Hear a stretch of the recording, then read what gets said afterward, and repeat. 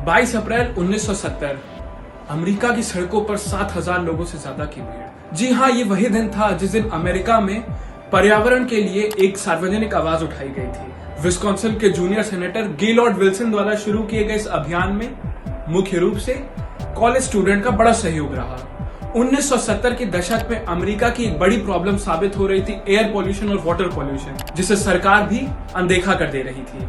इससे पहले भी कई सामाजिक टोलियों ने यूनाइटेड स्टेट्स में हो रहे एनवायरमेंटल डिस्ट्रक्शन को लेकर आवाज उठाई तो थी, लेकिन दशकों बाद अमेरिका के इतिहास में ऐसा हुआ था जब सारे पर्यावरण चिंतक एकजुट होकर न्यूयॉर्क की सड़कों को अपनी विरोध का माध्यम बनाया। अमीर, गरीब, छोटे बड़े, यहाँ तक कि कई राजनेताओं ने भी इस अभियान को समर्थन दिया। इसका नतीजा साफ रहा कि 1970 के अंत तक अमेरिकी कांग्रेस ने एनवायरमेंटल प्रोटेक्शन को लेकर एक United states environmental protection agency गठित की और इस गठित के अंदर तमाम अधिनियम पास किए, जैसे clear water act, occupational safety and health act. इन कानूनों ने लाखों पुरुषों, महिलाओं और बच्चों को बीमारी और मौत से बचाया और सैकड़ों प्रजातियों को लुप्त होने से अभय किया। एक झलक अगर अर्थ डे की टाइमलाइन को दी जाए तो हर साल अर्थ डे के एक नए थीम में दुनिया भर में एनवायरमेंटल अवेयरनेस तो बढ़ा ही है और इसके साथ साथ तमाम सरकारी संस्थान भी पर्यावरण के प्रति सशक्त होते हुए जरूर दिखे हैं। इस साल अर्थ डे की 50वीं एनिवर्सरी मनाई गई। अर्थ डे को दुनिया में सबसे बड़े धर्मनिरपेक्ष दिवस के रूप में मान्यता प्राप्त है, जिसे हर साल 1 अरब से अधिक लोगों को मानव व्यवहार, पर्यावरण, नीतियों में बदलाव और ऐसे तमाम मुद्दों पर चिंतन करने के लिए चिन्हित किया गया है।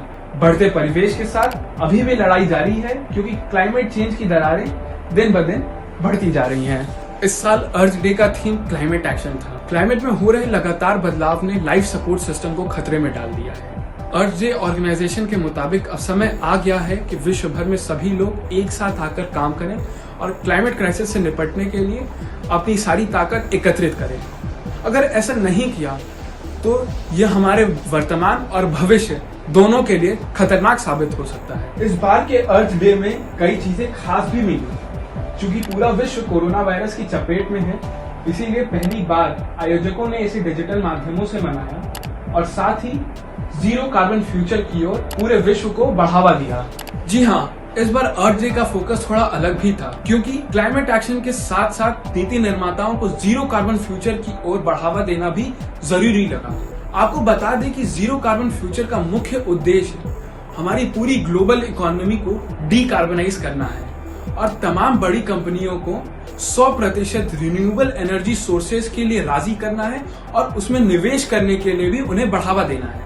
हमारी वैश्विक आबादी दिन ब दिन बढ़ती जा रही है और आज तक तेल ही ऊर्जा का प्राथमिक स्रोत बना हुआ है, लेकिन बढ़ती जागरूकता के साथ साथ हम भविष्य के लोगों से अपेक्षाएं रखते हैं कि रिन्यूएबल सोर्सेज को अपनी जरूरतों का प्राथमिक माध्यम बनाएंगे, जिसका मतलब डीकार्बनाइजेशन और ज्यादा इलेक्ट्रिफिकेशन।